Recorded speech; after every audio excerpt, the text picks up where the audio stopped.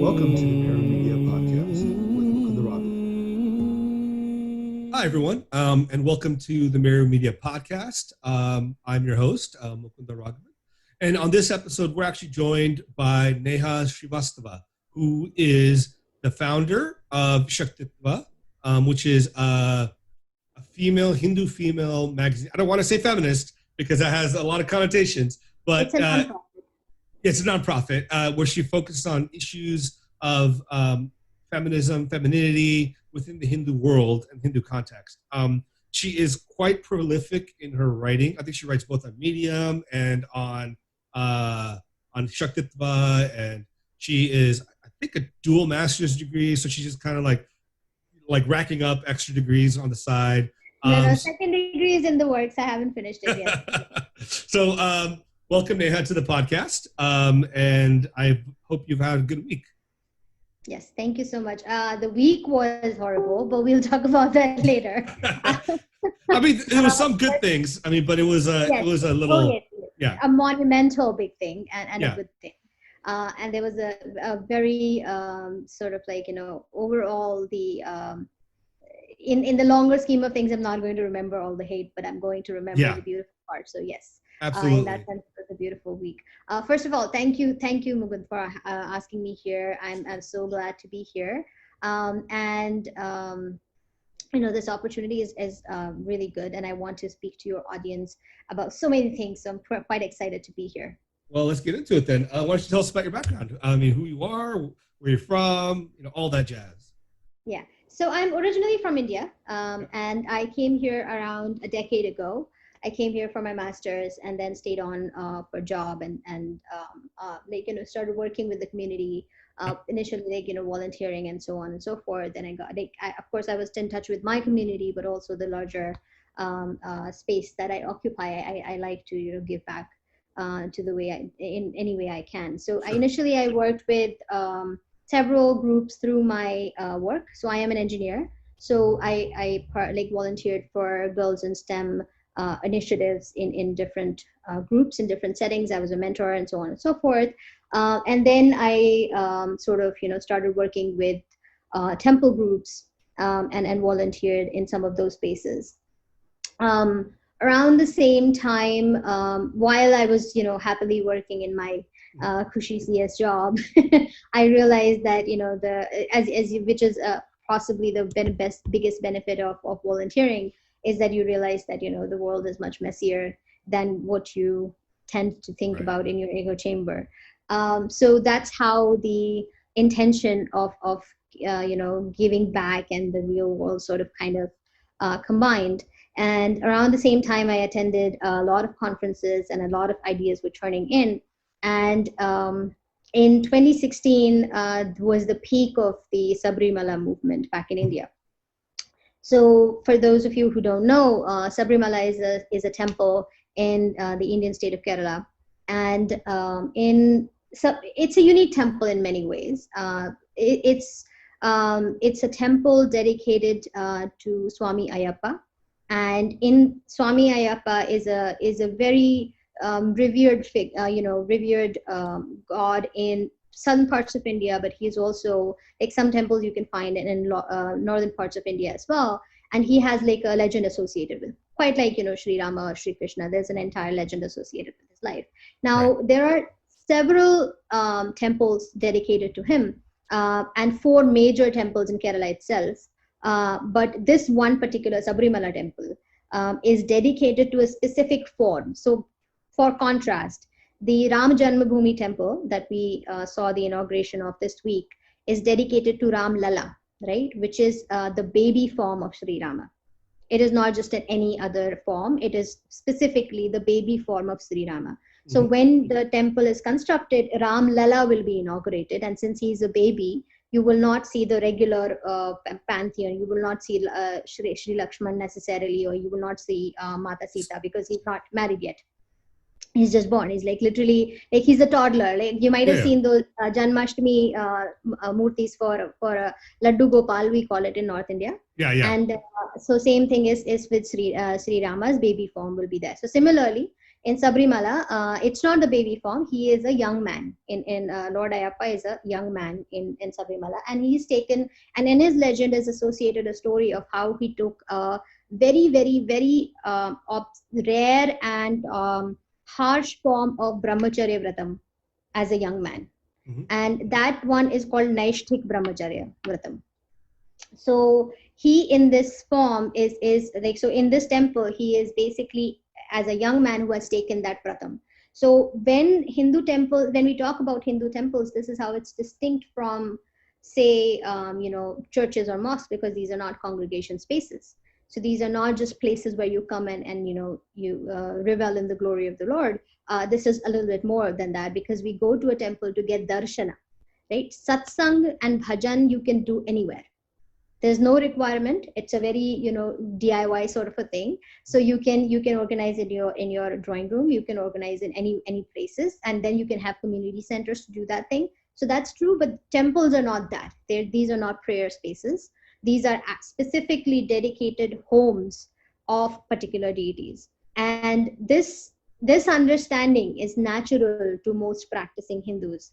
But it's not so much for, say, people who don't have a very deep connection, or who lost that connection with dharma for a long time, or especially for outsiders. It's not easily understood. This is an important distinction. So as a result, what does that mean for people? When you go to a temple, you go for darshan, right? You're not going to celebrate. You're not going to congregate. You're going for a darshan. What does darshan mean? You get to see, and that in itself is a privilege, right? You get to see the murti of that particular Bhagwan, and that particular murti is supposed to be actual, like it is consecrated with the life. There is a prana pratishtha done of the murti. Prana pratishtha literally translates to establishment of prana in the murti itself. So now you're going to this, imagine it like this, right? You are going to the home of the gods so that you can have the privilege of seeing them, right? And they may not feel like seeing you, right? and stuff happens, right? Like sometimes not everybody's pilgrimage completes. So Sure. that's part of the belief. And that's how you're supposed to go there. So now there is this entire case that was filed in Supreme Court of India. It went through the lower courts and then it landed in Supreme Court, where people said that I want the right to enter a temple.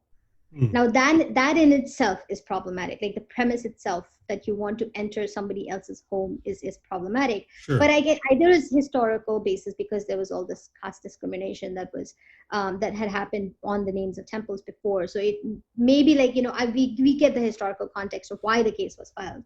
But before we get into that, so I think it's important to point out that the people filing this were filing on behalf of women. Right. This was a particular issue about gender discrimination, as they frame it. I'll tell you why that happened. That was because he is a brahmachari, right? So Naishthik brahmachari is different from regular brahmachari. So regular brahmachari is a celibate, and he takes a certain vow. It's his own premise, and he refrains from certain activities and behaviors, and that's his brahmacharya vratam, which is the regular thing, which is also another very popular brahmacharya Bhagwan that has taken a brahmacharya vratam is Lord Hanuman, right? So that's normal brahmacharya vratam. But in case of Lord Swami Ayappa, he is Naishthik brahmacharya, meaning this is even harsher. So in ordinary Hindu belief, if somebody today was to take a Naishthik brahmacharya vratam, he would literally pick himself up and go hide in the mountains. Because the restrictions are so harsh, the vow is so harsh that there is no other way to possibly complete it without isolating yourself in the middle of nowhere. Right. Which is what Swami Ayappa did. So when the Sabarimalai temple, it was in the middle of nowhere.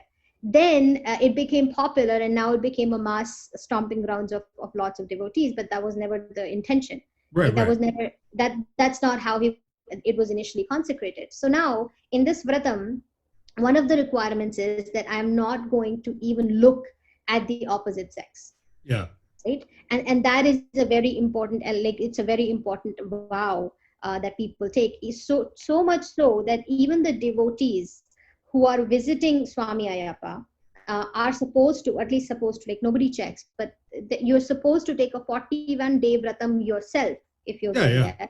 And in that period, even if you're a married man, you have to practice celibacy. And that is just one element of it, right? Because refraining from any sort of sexual thoughts is the idea. It's not just the act. Yeah, I mean, the vratam is pretty intense. They still have to sleep on the ground. They have to give up meat if they eat meat. They have to wear certain types of malas. They have to do certain japams every day. It's a much more intense. And the idea of when we say sexual thoughts, right? This is an extreme practice of self-control, by the way. So when we think sexual thoughts, we're not just talking about lacerating at other people, right? Sure. We're going beyond that. We're saying even attraction is the beginning of all of this. And the in Hindu way of thinking, attraction begins with the contact of the eyes, right? Yeah. So it's the object in the sense of it is a sensory understanding, and we have a very different understanding of how our bodies and our minds work in terms of attraction. So the Naishtik Brahmacharya says, because I'm refraining from this space, I'm going to this is an extreme practice. So I'm literally going to shut out all sorts of, endriya, like meaning like taking in through the senses. We're going to shut all of that out. So now this was the original belief at which the temple was set. Now, 5 women, primarily from North India, because from what I remember, there was not even a single South Indian person who had. I don't recall that either. So I think it was primarily. Actually, wasn't there that one Muslim woman who was? No, she was not a person who filed. She was not a petitioner. Oh, she didn't file. Okay. There were 5 women originally. Later on, some people joined, but originally there were 5 petitioners, all of them from North India, who filed a case in the Supreme Court saying that because women are not allowed to enter, so basically, as I said, like he's practicing Naishtik Brahmacharya Vratam, so the temple had instituted a rule that we are not going to allow women in their sort of like, young age to come in. Now, how do you define young, right? Well, I think they defined it by saying a pre-puberty to. So even before that, right?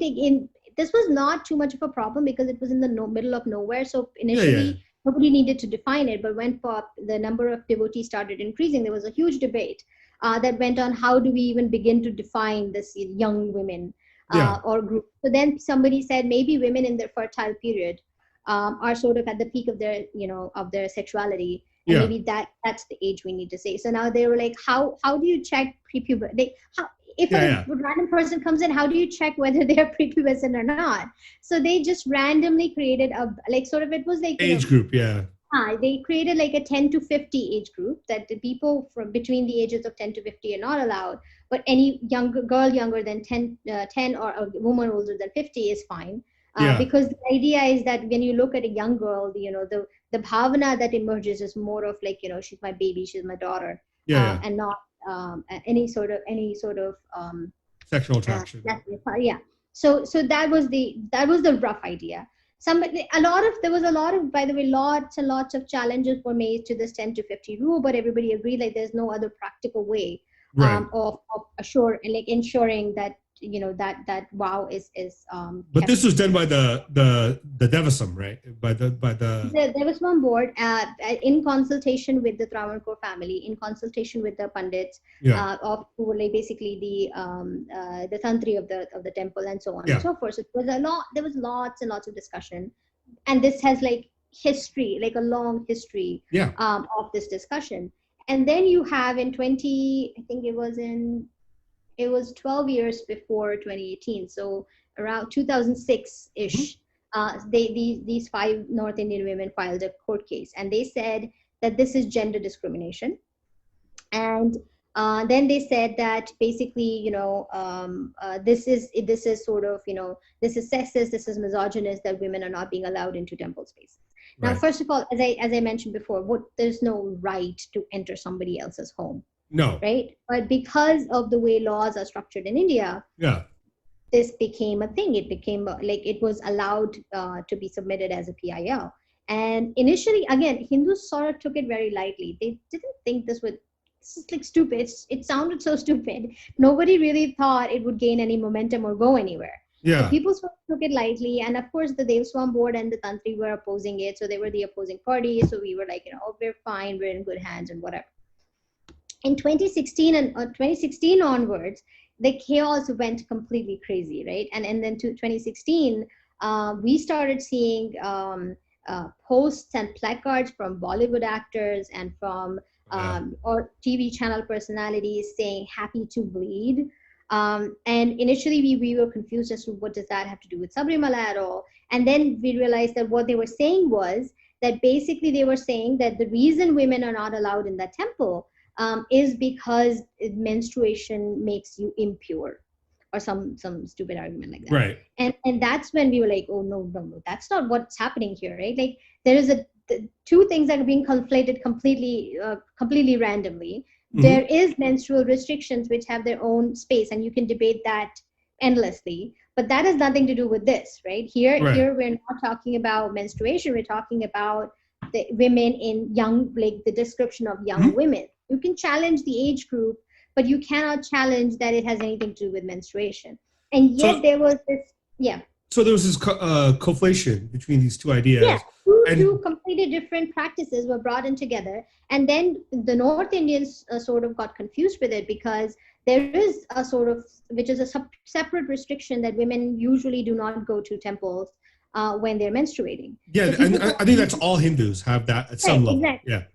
So people thought that in this temple, this is somehow codified. Right. Not knowing the entire history of it. Yeah. And that's where the madness began. And then there were articles after articles talking about how impurity is misogynistic, or idea of impurity is misogynistic, and connecting that to Sabarimalai, and then Brahminism, and then all this madness, right, began. Sure. And then we were like, what the hell is happening? How is nobody getting this, right? So at that time, I was active on social media. Okay. And I had my friend Anjali George sort of reached out to me, and we were like, we need to talk about this. So I'm guessing she's Malayali though. Anjali George, that sounds very Malayali. Yeah. So she got us, and we started like talking about this, and she got it like she had like basically she and hundreds of Malayali women were also sort of like thinking about the same thing. Mm-hmm. So initially the video, like she started this campaign called Ready to Wait, mm-hmm. in which we were we also sort of started a counter placard campaign. Mm-hmm. We are like nobodies. We didn't have any platforms. Like I had just a small social media account. Yeah. And we were just starting with that. So we had like started the placard campaign, and we started with the hashtag, and slowly that movement grew. And then we realized that most of the videos were being made in like Malayalam. So mm-hmm. it wasn't getting conveyed across Kerala, but the push was basically pan-Indian. So we realized we needed to expand that. So I started putting together a group where I did some like low-level volunteer work, where I was basically translating some of the articles into Hindi, into Gujarati and Bengali, and so on and so forth. Yeah. And then I also took a placard and spoke about this. I wrote about it on my social media, and so on. So like the movement basically grew. Yeah. Eventually, it ended up in the form of an organization called People for Dharma in India, and they were like organized into a group, and some of the spokespersons managed. Like we got one person. Literally, it was like really just a group of friends, like sort of trying to figure this out. Right. So we were like, okay, who can go on TV? And so we had some discussions, and Padma Pillai started was basically our spokesperson, unofficial spokesperson. She's not formally associated with People for Dharma, but she started going and talking. Sure. And Shilpa Nair was another person who started going and talking TV. Now, if you look at some of the coverage from those debates, it was madness. It was madness, because there were these bunch of people who were identifying themselves as feminists, mm-hmm. men too, right, including Arnab Goswami.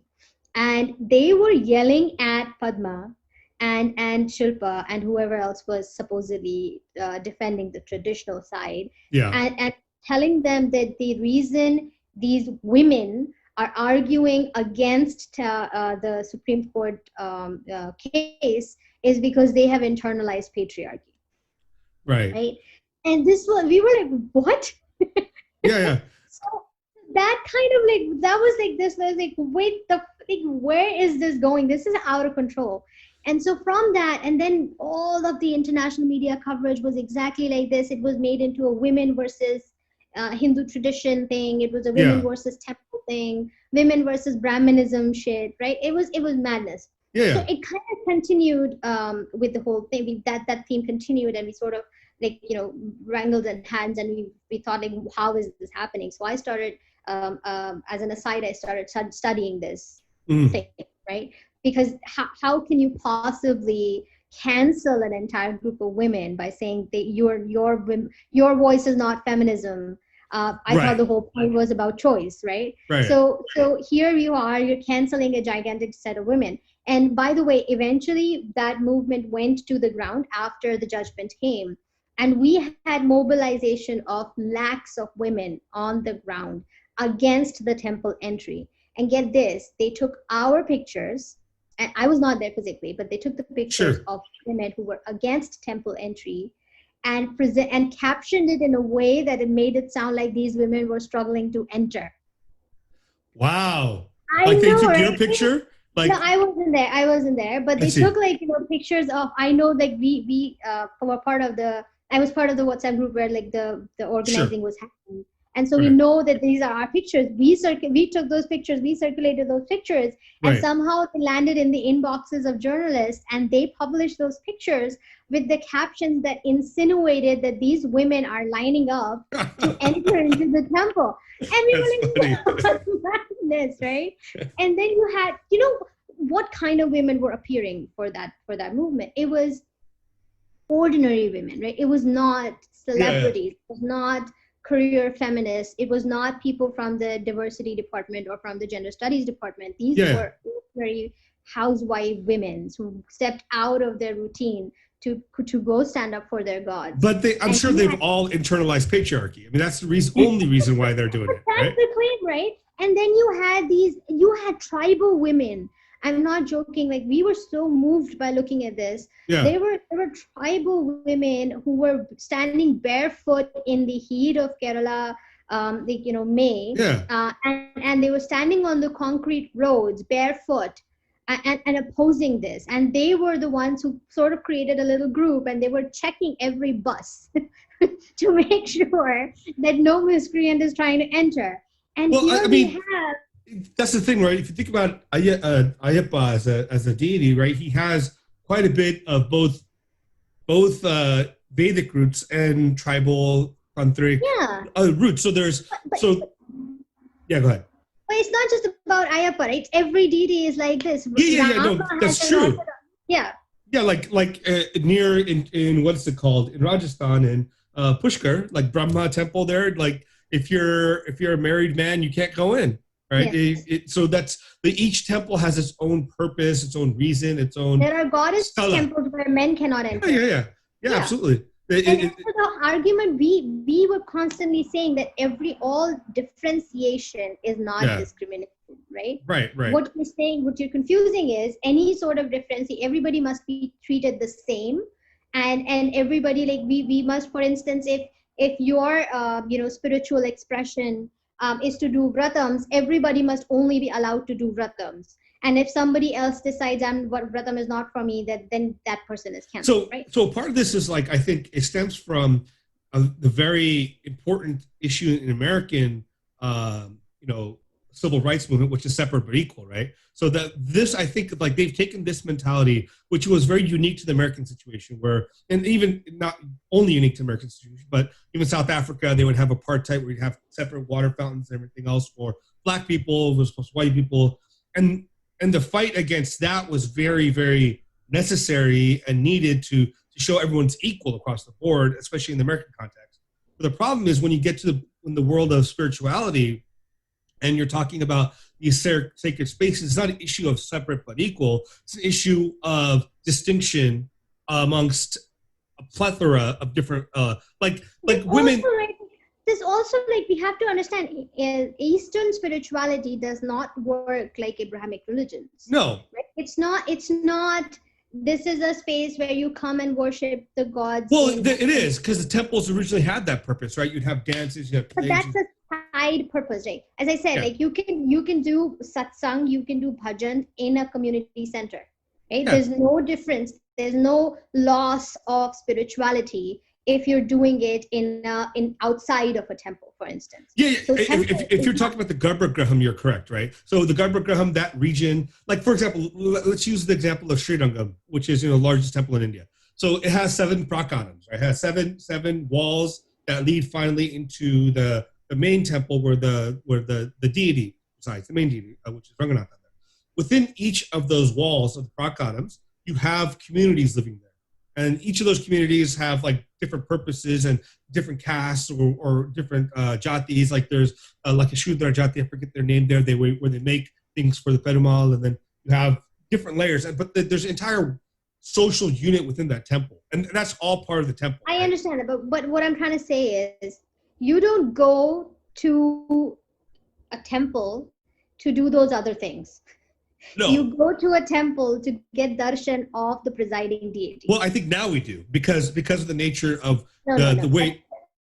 No, historically, I mean, I'll have to push back on this just because I think historically, like until the temple space was removed from being a social space, it was a place where everything occurred. No. What I'm saying is, look, there's a distinction between functional and non-functional requirements. Okay, so let me clarify. Sure. When we say temples, no question, they were social spaces. They were civilizational spaces. Yeah. But the purpose of mandir, right, and the purpose of devalaya is the alaya of the deva. Yeah. Everything else is allowed, does happen. You don't go, even today, you don't go to a temple just to get to learn Hindi. You also go to learn, or your Telugu classes or your Tamil classes. Sure. Also, those things happen there, but that's not the purpose of the temple itself. So the purpose of the temple was built was different. No, I agree with you. There's a purpose. There's a reason why the prana or that Ishta or that devata is sitting there. There's a particular purpose. What's happening here is that because when we're codifying this into law, yeah. Right? When the codification of this into law happened, what the original purpose was diluted and only the social purpose was kept alive. So then the Indian state said, because this is a public space, the temple is a public space, I'm going to take over and make sure no discrimination happens. Yeah, I think so.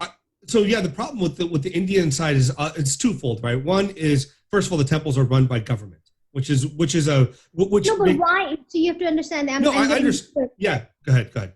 I'm getting deeper into that, and which is that the reason the temples are being taken over by the government is because the government is presenting the case that because temples are being identified as social spaces, right, as public spaces, it is the government's job to ensure that no discrimination happens. Sure. Right?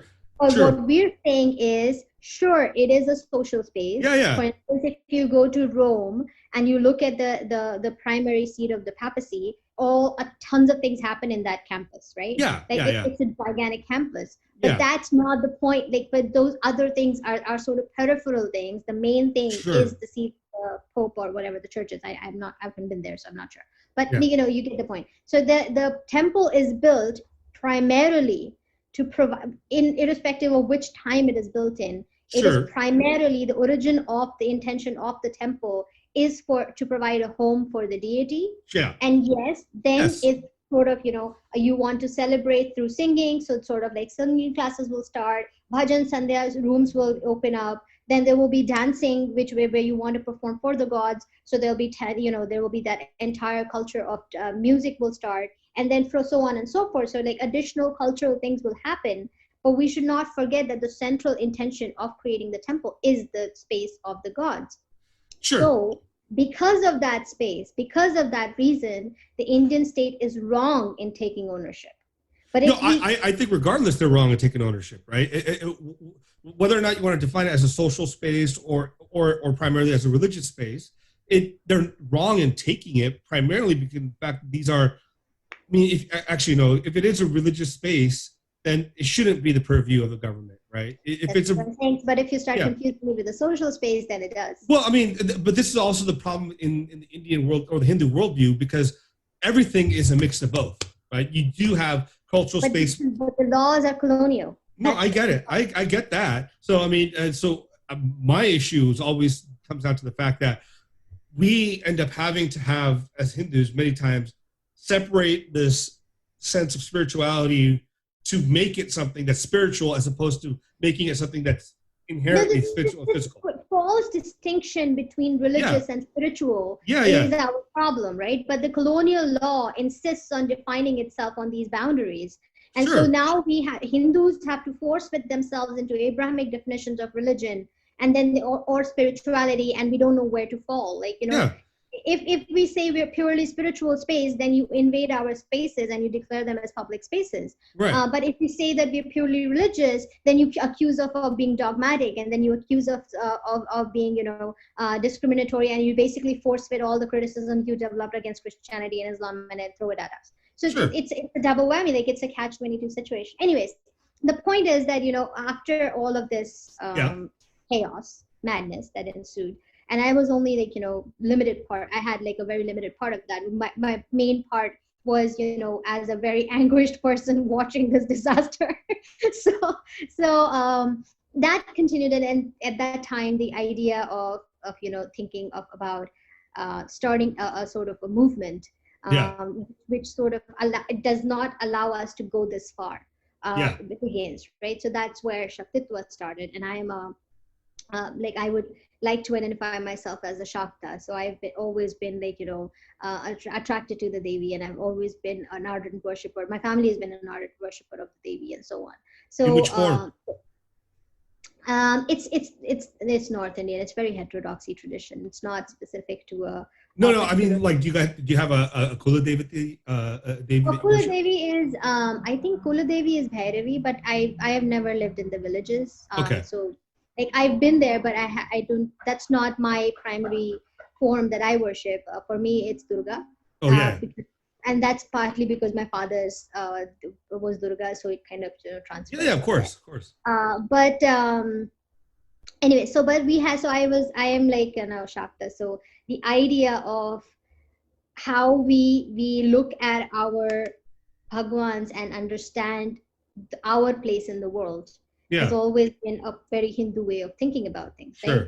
You listen to Sri Rama's story and you understand that he's Maryada Purushottam. So you learn that this is the ideal of dharma, right? And that sort of sets the tone. Now we will fail and we're miserable people, so we're not going to live up to that. But that he's one of the ideals. And then Sri Krishna kind of clarifies, you know, what does that mean? Like, it's not always binary, it's not always easy. So how do you sort of like add layers to that understanding and so on? So our spirituality is also philosophy.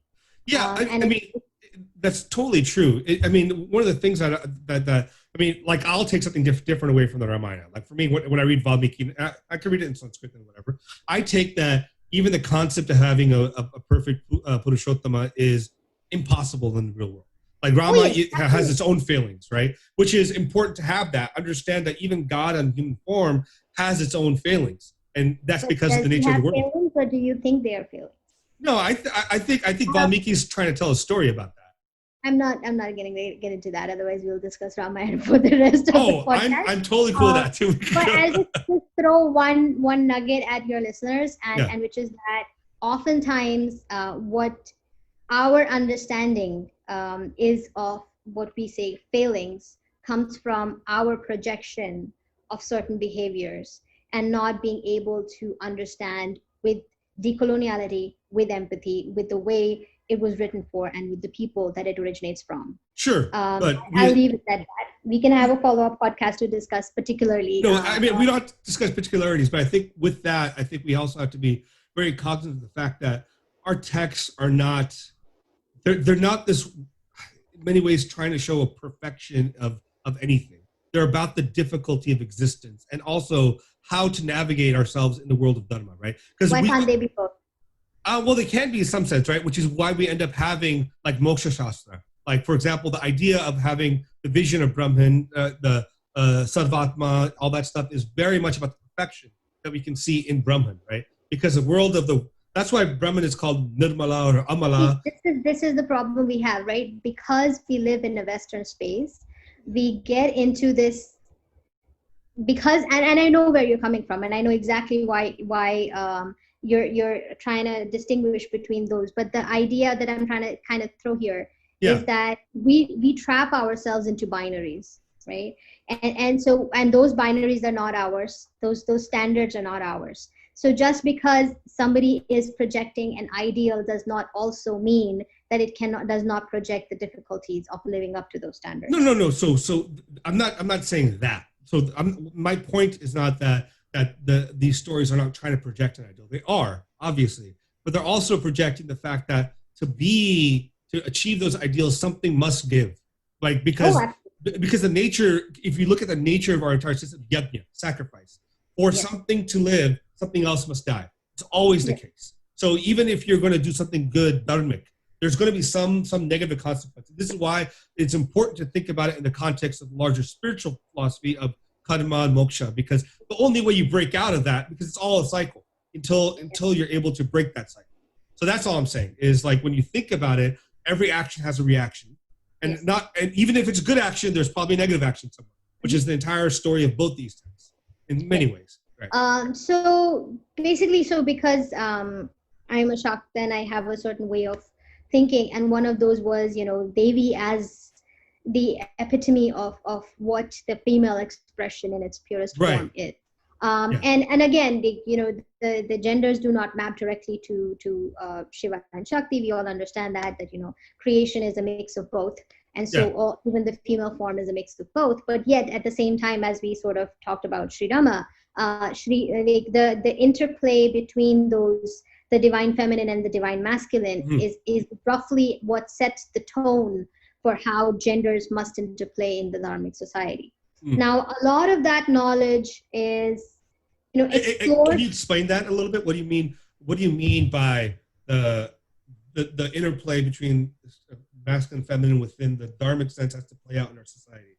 I mean, So, non-modern colonized society, in the Indic society, the vision of how genders must understand each other is fundamentally distinct from how we understand that in modern times, right? Can you give an example? So, for instance, for instance, there's this.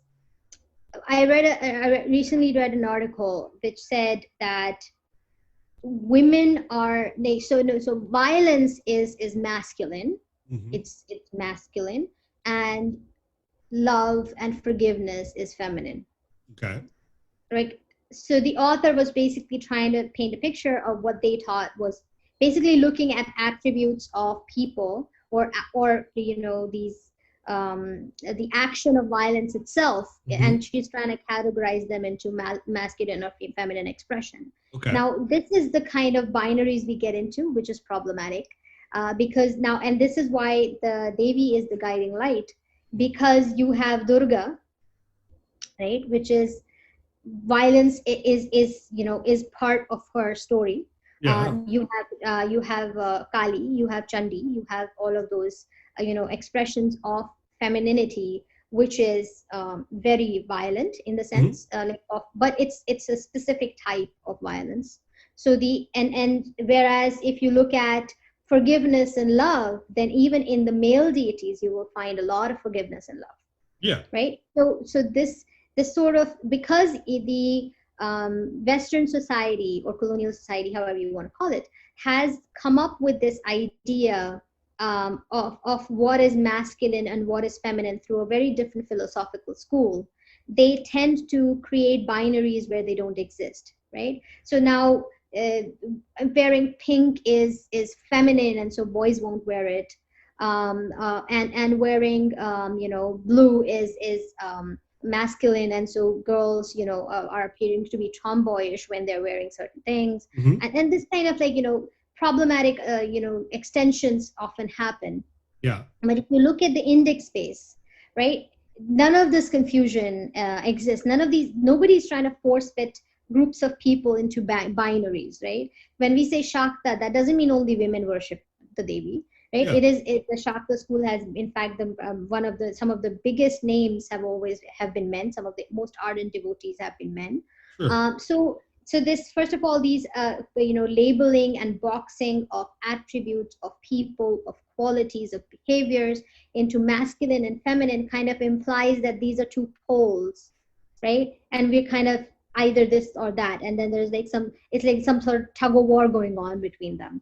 But where in the Indic space, in the Hindu space, or rather Eastern space, however you want to call it, you have this beautiful continuum, right? And so the female expression of this, there is the Ardhanarishwar example, right? Mm-hmm. So it's the same, it's the same Brahman, and they're sort of expressing in two different forms. Sure. So that continuum is enforced, which is why a lot of times you will see that natives, indigenous societies do not go in and go crazy over some simple things like the gender expressions or what kind of clothes you should be wearing, and so on and so forth.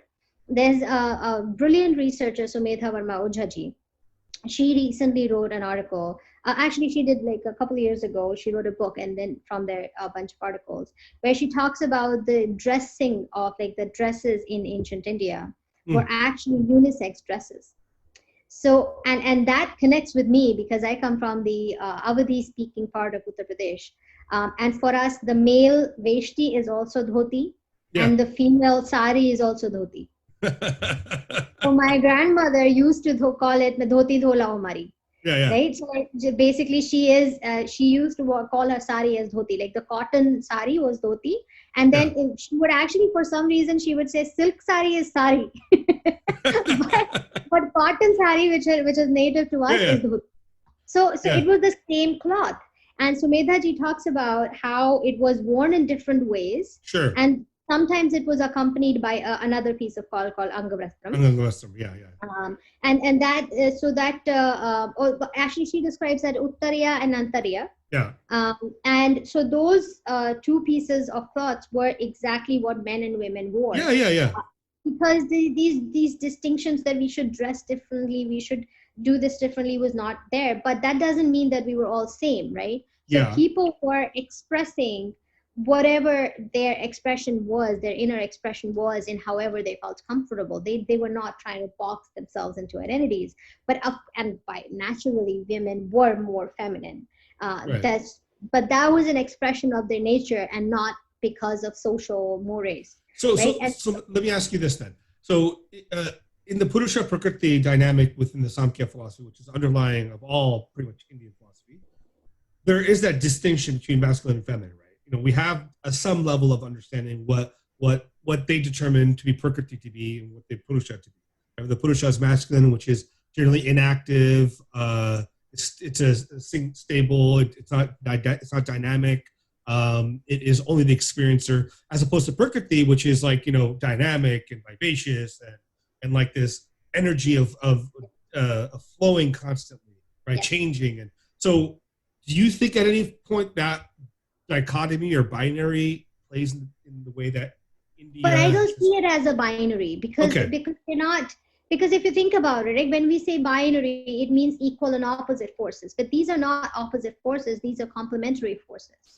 One cannot exist without the other, right? So in terms of poles, when we talk about binaries, there could be a situation when one goes down and the other stays up. Well, isn't the purpose of yoga or meditation or any of that is to separate yourself from Prakriti, because you are Purusha. You have to separate yourself from entanglement with Prakriti as understood in the three gunas, and you have to break out. But that's and I'm not an expert at Shakta philosophy, but my understanding of how to approach the Devi is not necessarily this way, right? Yeah. So there's this dualism space where you actually channel this is how the Shakta expression, in my opinion, is different. And in this, you can find this beauty in Tantra, all the entire Tantra schools. So all of them, you will see that we don't position ourselves as the Purusha in the case of Shakta. Right? In this tradition, we flow through Ma, right? And so the beauty of the Prakriti is what directs our expression. So if I often, like, one time I came up with this analogy and it has worked well, so I'm going to repeat that. Think of it as like dance, right? now dancers, specifically professional dancers, or who do it like, as an art form, who like dancers who consider dancing as an art, Mm-hmm. they will tell you that when they are in the middle of their expression, when they're dancing, right, it is almost, it is chaotic. Their body is jumping up and down, and they're like, all the hand forms, and body is doing things about with itself that you wouldn't think it's possible. And Right. yet at the same time there is extreme calm. Sure. There's extreme pinpointed focus, right? And that, yes, and that is the calmness that you explore, and through the Shakta tradition. Yeah. So you don't necessarily try to detach from Maya necessarily. Like there is that element as well, and I know that Vedanta has this constant sort of detachment as the goal. But in Shakta tradition, you sort of revel in Maya, and that doesn't necessarily mean that you would, and so therefore, which is why the other heterodox schools are sort of harder to understand philosophically, specifically if you're coming from the orthodoxy, because then you have Vamachara, and then you have the other tantra stuff that is harder to understand. But the idea being, the reason I'm talking about this in the space of feminism is because this native understanding of what is feminine is different first, right? So it's not superficial things. It is not in this imagination, the woman is not always an abala nari. She's not always docile and friendly and loving and something to be protected and so on.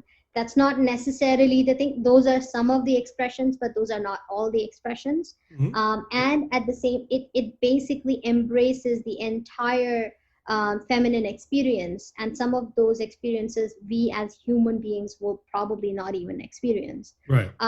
It encapsulates all of that as what is feminine, right? And so number one, the divine feminine is a celebration of that.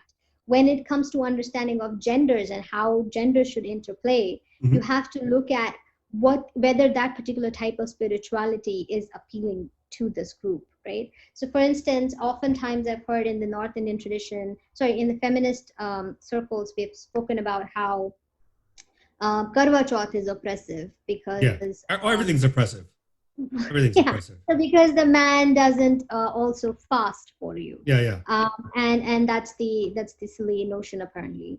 And so similarly, there's a lot of dissonance in understanding the traditions of our space, because we're coming at understanding of genders from a Western space. Right. So this is we've looked at everything through power structures. This is the powerful person. This is not the powerful person. That's not to say that there was no power differential ever, but not everything is an expression of that, right? Especially when it comes to, and because as we talked about earlier, in the traditions, the connection between the religious and the spiritual and the social is very connected, right? It's not always.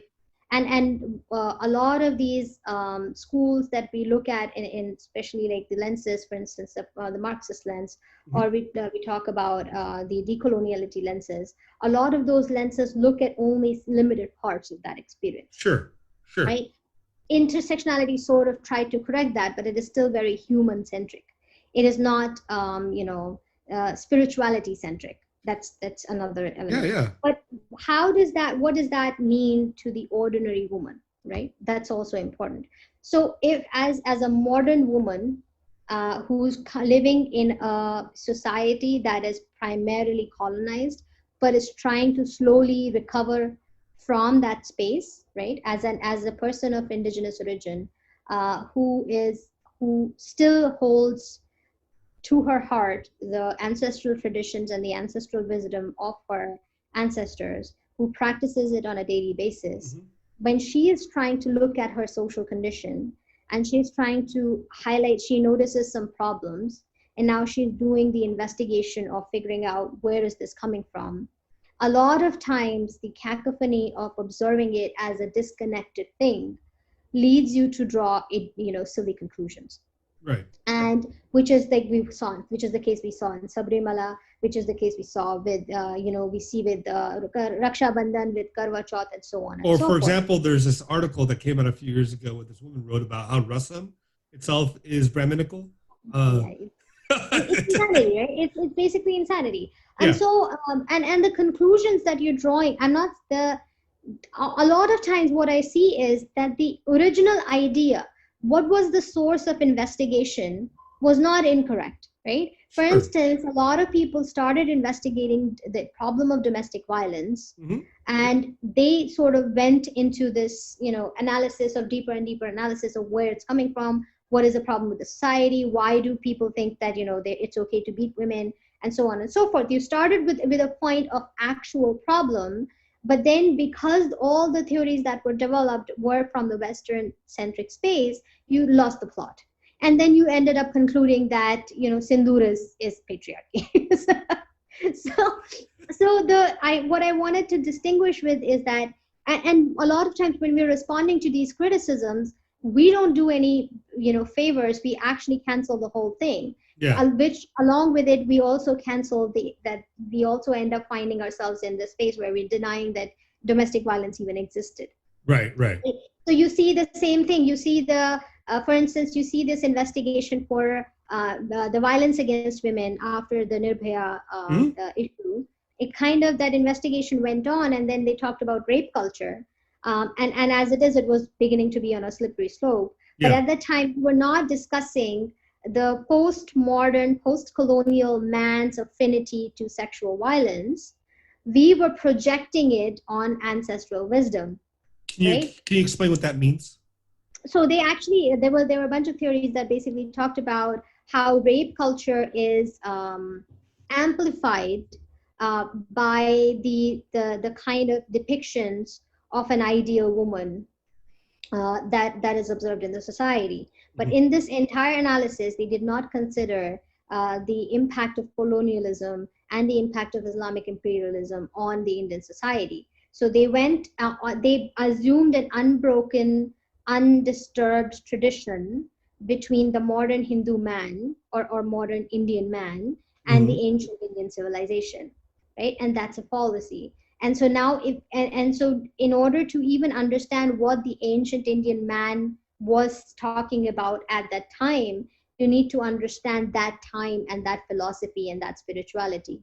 And that Okay. itself is a slippery slope. So I often talk about, so then based on this, the argument sort of began, and Shaktitva is encouraging scholarship, research, and as well as doing on the ground activities to sort of correct that. And we're Okay. working from different spaces. So we're working from the research angle, and obviously there's a lot to research here. There's a lot of new stuff that we will discover, because what I feel is that the goddess tradition, it has been explored superficially in academia, like Okay. very superficially, mostly ethnographically. Like most of the accounts that I've seen are very much ethnographic accounts or some sort of exposition of what Shakta spirituality means. But then it stops there. There's not a lot of academic, exploration of that philosophy itself and what that means for the modern person. But there's also the problem that there's a lot of colonial content which did an entire exercise of demonizing a lot of parts of the heterodox Shakta tradition. And ironically, all of those things, those elements that they sort of pointed at, like, look, this is bad, look, this is bad, were all subaltern expressions. Really? So yes, all of them, like literally. Do you have a couple examples if you can? Oh yeah. So for instance, recently I read there was another expression that talks about, for instance, look at, like, even why even go that far? Let's take an American example. We've heard a lot about Brahminism and Aryanism and whatever, and casteism in the last 2 years in America. And look at the traditions that have been attacked under the name of attacking Brahminism, which in the popular space. They did a Holi against Hindutva campaign. Now, arguably, you could say, but it was like it was using Holi against Hindutva they were not, because if you actually read the writings, you'll realize that what they were saying was that Holika was a Dalit woman. Yeah, yeah. And so burning her is patriarchy, is Brahminical patriarchy. Now, fun thing, right? If you actually have read anything in Hindu, you would know that Holika was the sister of Hiranyakashipu. Yeah, which And is son of Hiranyakashipu Kashyapa. was the son of Kashyap Rishi. Yeah. So, by if and caste is transferred patrilineally. So even if we were assigning caste to those ancient creatures, this would be a Brahmin woman, right? Yeah. First of all, who was trying to burn her nephew. It's also important to understand that, right? So now, and then, so that's number one. And then you have to look at who celebrates Holi in the first place. It is not the Shankaracharyas. It is not the Brahminical Brahmins who you agriculturalists. It's yes, it is the subaltern, right? Yeah. It is the Dalit communities. It is the tribal communities. It is the ordinary Hindus of North India. And I did a 2-part series on basically explaining what does Holi mean on this. What does Holi mean and whose tradition is it? So how on earth can it be classified as Brahminical patriarchy? But you have to understand, why are they classifying it as Brahminical patriarchy? Because in this imagination, any depiction of a woman as a villain or a woman doing violence is bad. Yeah. Right? So Holika is a character to be preserved because she's a woman. Right? And because in this imagination, if a woman is shown as a villainess or as a villain in the character, then it must have been some conspiracy by some men to paint women badly. Right, but it's also like this rage against anything deva, any deity. I'm just taking them at face value, right? I'm not sort of doing underhand reading. I'm just No. I know what you're saying, but I'm also saying in the same sense, the reason that Hiranyakashipu is like the reason Hiranyakashipu is seen as being like a Dalit or being as a whatever is because he's in opposition to Vishnu and the Devas, who are the white Aryan invading kind of people, right? That's how they're viewed. That's the fun part, right? Yeah. For number one, the form of Vishnu against Hiranyakashipu is half man, half lion. So he has no race, no discernible race that we can understand. He is not described as fair or white or whatever. Oh. He's described as a lion man, right? Like he's literally described as shining, but yes. And by the way, Hiranyakashipu in this imagination would, because he is the son of Hiranyakashipu, Kashyap Rishi and Diti, he would be the fairer guy. Yeah. Right? Which is it's in his name. It's in his name. Hiranya is golden. Exactly. Right. Exactly. So then he is the fairer guy, and there is this half man, half lion attacking him, and apparently you're trying to put this into racial binaries. Yeah. Then there's the same problem by the way, another very, very popular and Ravana, yeah. No, not Ravana. Not forget Ravana. There's a recent one which started in JNU communist circles, and now it has come to America, which is that Mahishasura is a Dalit man. Yes. Yeah. And so now when they said that there are Adivasi communities who celebrate Mahishasura as their ancestor. First of all, we did some investigation, and there is one community of Asura people who they're sort of weaponizing, and that's an entirely different story of who, like the human element of it is a different thing. But just understand this. So then, because they said Mahishasura is a Dalit guy, and so they started abusing Durga. Durga is Brahminical patriarchy because she is a fair Aryan woman attacking Mahishasura. What's Kali? What's Kali then? I mean, and apparently, and then they so this madness. But if you look at literally, if you take a macro view, if you don't get into each of these individual stories, if you take a macro view, you'll notice that the traditions that are under attack are holy. Raksha Bandhan recently. Very Holi is a very subaltern festival. Yeah. Raksha Bandhan is a very subaltern festival. It is not a Brahminical whatever. There is no priest, and none of these. So why I'm saying Brahminical is because the hallmarks of Brahminism, as they describe, is that the Brahmins sort of hoist themselves on each of these expressions, and then it's basically the very similar to how Catholics were caricatured by Protestants. That's how they describe it, right? So if you understand this, there is no priest involved in Diwali Puja, right? There is no Brahmin involved in Diwali Puja, and it is celebrated by all varnas and all castes. And then you have the celebration of holies that is being attacked. Once again, no Brahminical element involved. It's literally a bonfire ritual, the whole Choti Diwali, and then there is a color playing element, which is the Badi Diwali, Badi Holi, sorry, Choti Holi and Badi Holi.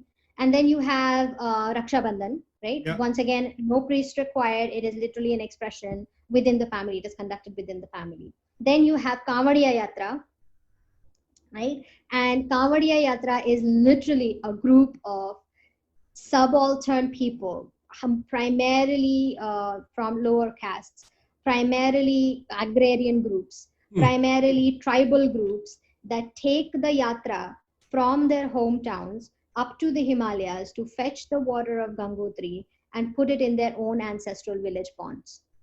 This is, again, if I was to actually do a sociological analysis on this, I can find parallels to this practice in every single native tradition ever. Sure. Right? Sure. So this is a very, very, very native subaltern indigenous expression. By the way, the Shakta element here is that the yatra begins with the blessings of the Kuladevi primarily, and the water that is brought is from Ganga, another female goddess, and then it is brought back into the rivers, which is rivers and ponds, which are again, because the water they're again considered to be female names.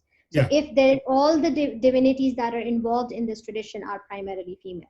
Except for like one, right? There's only one river that's male. It's like Brahmaputra. Everything else is a female. and now the expression is with Bhole Baba, because it is also part of Shakta belief that you can never actually do Devi Aradhana without Bhairav, right? So you always have to balance that. So there is this in very, very, very strong and popular celebration of Bhole Baba is done. Now, another fun thing, I've also read that Kali and Rudra and the forms of Shiva that are drawn to be rustic and with those dreadlocks and so on, and the chillam smoking forms are apparently appropriation of indigenous deities. So they are admitting that Shiva is an indigenous deity. Even if you forget Shakta for a second and you just take the standard interpretation, which is that Kavadiya Yatra is a celebration of Bhole Baba, then it is a very subaltern celebration of an indigenous deity, right? And yet this was demonized in Indian newspapers, and I can guarantee you the moment they can find any sort of angle to play on this will be in America very quickly, right? And so they confused. They say that this is Hindutva expression. This is a misogynist expression. People were accused of assaulting women just because they were going on their yatra. Then these journalists, they go and they sort of cover the spirituality of these people, and a lot of times these are rustic people. So they're wearing their clothes, and they're just sort of like smoking chillam, and they don't care about the world, but they actually do not wear any slippers, so they have blisters all over their feet. So nobody sees the beauty of taking such an extreme vow for your faith, but they're all characterized as basically a bunch of goons, sort of terrorizing the women by taking this yatra. So you have to look at what are they attacking. They're not attacking yagyas. They're not attacking any sort of Brahminical expression. They're constantly attacking the subaltern. While pretending to be subaltern theorists, they are attacking the subaltern expression of spirituality, which is more often than not, it is the Shakta expression, because it's the primary dominant school in the heterodox tradition. And the other is bhakti. And then another element here is, another example here is, they say that this Mahishasuru example, right? By the way, and Dashera is another one that's coming up recently. So Dashera is burning of Ravana, and so therefore it is anti-Dalit and whatever. What they will not tell you is, even in the extreme hinterlands of very, very Naxalbari area in Chhattisgarh, there is a place called Dantewada, right? And the primary deity, the Kuladevi of Dantewada is Dantewadi Devi. And they celebrate a massive Dashera, but the celebration is of that form of the Devi who's believed to have slain Mahishasura. So she is Durga, right? They call it that with that name, and Dantewadi because she has teeth, right? Teeth. Yeah. So she is shown in a very Rodra form, like it's a very fearsome form.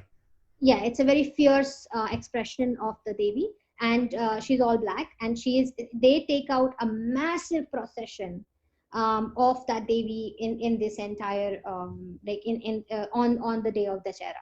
Yeah. That is Dashera for them. Like for them, Diwali is a smaller festival, but Dashera is like the biggest celebration. I wrote about that like as well. So like my Anjali George actually wrote on our blog about that expression.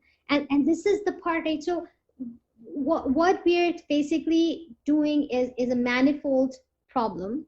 Mm-hmm. We are pretending that we understand the subaltern. First of all, people are taking up just like what they did to women, they're taking up the mantle of subaltern and speaking for them, right? And yet at the same time, they are attacking the subaltern expression. What's the rationale here? The rationale here is to convince every single subaltern scholar that eventually joined the academy that his own tradition is an expression of colonialism, so that he would leave that expression and be, and which is the insidiousness of this idea. So first, you do not actually give space to the real subaltern traditions. You do not acknowledge the important and prominent role of goddess worship in those traditions. You underplay them, do not highlight them. And then you automatically, every single major expression of the subaltern spiritual identity is labeled as Brahminical supremacy. And the idea is to convince the entire world that all of the Hindu traditions of the subaltern is some giant conspiracy. Right? It doesn't even have to make sense at this point. And so it's becoming so cacophonous that I wanted to, and the reads, and I think the key to decoupling all of this, and it's not just, this is not just a matter of academic discussion, right? This affects people, this affects lives. Kanwadiya Yatra, like people the journalists were petitioning the government to ban the passage of the Kanwadiya Yatra through cities. So you basically take indigenous land, develop it, make roads, and then you ask the native people to be banned from those places because they're inconvenient to you.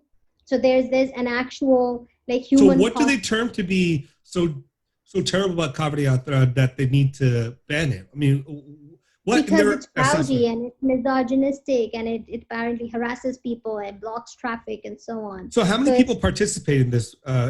Thousands. Okay. So there's an entire month of when you can, if you're in North India, you will see flurries of people dressed in saffron walking up to the Himalayas barefoot. And so there are giant processions, and because now you've built cities in their path, like their path is the same, but you've built cities in the middle of that. You've built highways. So they have to walk on those highways to take those paths. So now they walk barefoot on those cemented concrete places, and now they're too much of an inconvenience to the people. I see what you're saying. Okay. So that's number one. Yeah. In Maharashtra, there was an entire campaign done by rationalists, atheists, and a lot of these academic groups that have organized into physical ground level activism that is primarily centered at presenting a twisted narrative to the urban government.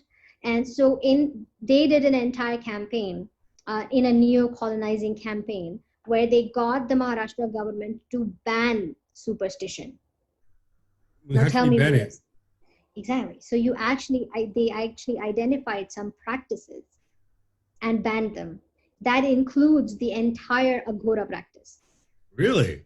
Yes. Hey, so you can no longer be a Aghori in Maharashtra. You're banned. But how does that even work? If that's a religious tradition, how do you ban a religious tradition? Because if you're seen practicing it, basically it's an open demand for harassment, right? So if you're seen practicing Aghora in Maharashtra, random person will decide to call the police And it's Wow. like driving. It's like driving while black, right? So they'll just call you, and they'll call up the police, and the police will come up, and because it's banned, the police is going to arrest you and harass you endlessly. Wow. I did not know They that. are similarly going after the Akhada tradition. Okay. They are going after all subaltern expressions, right? If you have to look under the hood.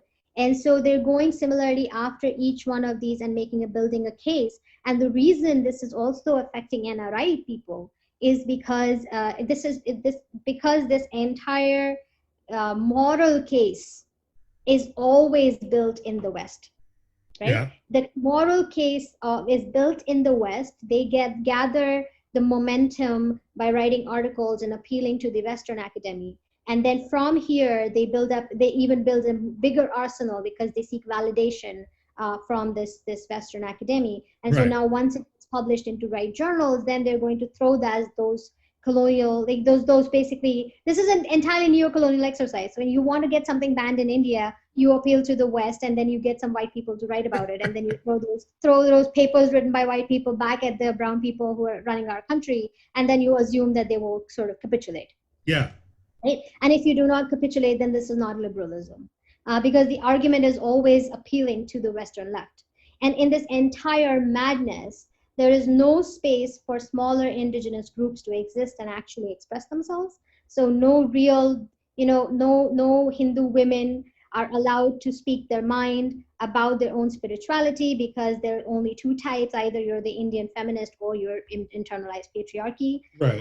Because you cannot have a sort of there are so many criticisms within the rich feminist tradition in Americas, right? So you have the transnational criticism against feminism, universalism of feminism, and then Yeah. you have the indigenous criticism of mainstream white feminism. So Sure. you have so many variations in America, but all of that is dumped into a monolith and thrown in India. And the only place where you can be a feminist is to capitulate to the powers that be. And because of that, and this is so exhausting Yeah. that most ordinary Hindu women don't say anything, right? So if there is if they're subscribing to a magazine, let's say, and there are 10 articles that sort of make sense to them, and Yeah. there are 5 articles that don't make sense to them, they're just consumers. They just consume those articles and those conversations, and they'll be like, I don't fully agree with this, and they'll have their little conversations in their groups about it, and there will be a lot of pushback, but Right. they will never organize and push back at the people who are writing it. So the narrative makers are elite. It's like a top-down approach, right? So I'm throwing Sure. stuff at you, take it or you leave it. And whenever there is a pushback, it is immediately Hindutva. So this and this, so or some random label will be thrown at you. Sure. So the only way to be recognized as a feminist activist or as a feminist social worker or as a feminist academic or a scholar Mhm. is to kind of toe the line. Right. And that, because that in India is supported by the West, the same thing is happening to Hindu Americans in America. They Okay. do not find the same representation. They do not get to learn the language. They do not explore indigeneity. They do not explore decoloniality. They do, and because after a few generations, all you're consuming in education is through the Western academy. Even your understanding of India or our own spiritual tradition is coming through a filtered lens of left and white people. Sure. And so what we wanted to do was basically disrupt this, Okay. right? So we do. It's in Shaktitva, we have built sort of like, right now the pipeline is kind of in the works, but we've identified 3 areas of work. One is, of course, the research. That means that as an organization, we're going to encourage new scholars. We're going to publish articles that sort of disrupt this thinking, that sort of talk about the subaltern, present a clearer view of the subaltern, present or a Hindu view, and a more feminine view of the Hindu woman, of her expression, unfiltered, unlabeled in that sense. Yeah. We also encourage these researchers to sort of collaborate, to help each other grow. There are younger researchers, younger writers who kind of like looking into some sort of mentorship. So that sort of space is the research space. We write grants to sort of further that scholarship. In the outreach space, we're reaching out to Hindu American women as well as Indian women, in like Indian Hindu women as well as women. Like, and we are not like literally filtering on women, but it basically all women. Sure. And we kind of like working with we're identifying areas of need and trying to see how we can fill those gaps. So one of the like we've worked with refugee groups, like Bhutanese refugees are like Bhutanese Hindu refugees is a big group in America that have come in here as refugees, and a lot of times, even after their immediate crises of life and bread and butter and house and all that is sorted out, even then there's a lot that they go through, and a lot of that is about figuring out identities, and identities is a very sensitive word for refugees, because that's the identity is why you're persecuted, and the identity is what sort of shapes your worldview, and it Sure. becomes a very so helping that group. And then there is a group of so we also work with domestic violence victims in America amongst the Indian American community, or people of Indian origin, you can say. And then so those are two spaces. Another space is sort of we're exploring this entire menstruation, the conversations around menstruation, and understanding what is going on, does it shape into policy, and so on and so forth. Sure. And then the third idea is advocacy. So once we've learned through research and through outreach what are the issues, maybe the hope is that we can maybe translate that into actual advocacy. And that's where my second master's comes into play, because I'm doing a master's in public policy. So the idea is to sort of like be also aware and mindful of the policy side of things, so that Sure. we can actually come up with like actual actionable work that can be put forth as with the different people. Absolutely. I mean, it sounds fantastic. I have a few more questions. I think like we can talk. I want to know what are your thoughts? What are the difference between basically Indian or Hindu feminism versus Western feminism, if you could call it that, right? Where do you find to be a disjunction, if there is one? There is definitely a disjunction, and that disjunction, as I briefly touched upon, is based on the way we think about the world, right, and our immediate philosophies. So Western feminism, first of all, it's not a monolith. Even in the West, it's not a monolith. Absolutely true. Yeah. So Western feminism has a specific history. It traversed a specific history. Yeah, because like from first wave to second wave, third wave, there's various. Even that way, you have to look at how did it emerge, right? Where did it start? It started as a pushback against a system that was becoming inherently oppressive against women. And when they started, so initially it was a very human thing. It was literally like, we're being treated badly, fix that. Yeah. As the exploration began, some brilliant scholars did absolutely stunning work in understanding where was this bias against women even coming from. Sure. Right. And it kind of that exploration is still on, of course, but it went through exploring every single element, including religion, and the dominant religion of the West at that time was Christianity. So they explored about how the way Eve, like first of all, the Christian God or the Abrahamic God is always a male God. Yeah. And the female, like even if there is some divinity in the saints and in the in Mary, it's sort of like they're always like some sort of like side characters. Like the actual God is male God. Mm-hmm. And then there is the entire nightmare scenario of Eve being the source of original sin, right? So like all of humanity is suffering because of that one mistake that a woman made. Sure. And also then the woman is made from the rib of a man, and so on and so forth. I'm sure like people know that. So there was this entire analysis that sort of went there. And then this exploration went deeper of how it has seeped into culture, into systems, into various groups. And then from there, women started thinking about how can we push back? right? Yeah. So clearly you can't just say, no, this sucks, I'm going to cancel that. Like, you can't do that. So you have to work within the system. So different strategies came up, and which is where the different waves come up, right? So the first wave was we wanted financial emancipation, which became like one of the biggest goals of the first wave. And then so on. And then we realized that in a lot of learned knowledge was being transferred. So for like, financial emancipation does not, what does it even mean for a woman? Like, does that mean you stop doing your household work? Right? And so then, so first wave was suffrage, and the second was financial emancipation, and so on and so forth. And so that it took a particular flow, right? It took a particular path, and that path is the best possible path that those women, given the circumstances, could come up with, right? So it was a movement. It was a movement of people, and they were constantly trying to find ways to better themselves, and they were constantly developing social, like, scholarship towards that. Feminism in India did not have any such history.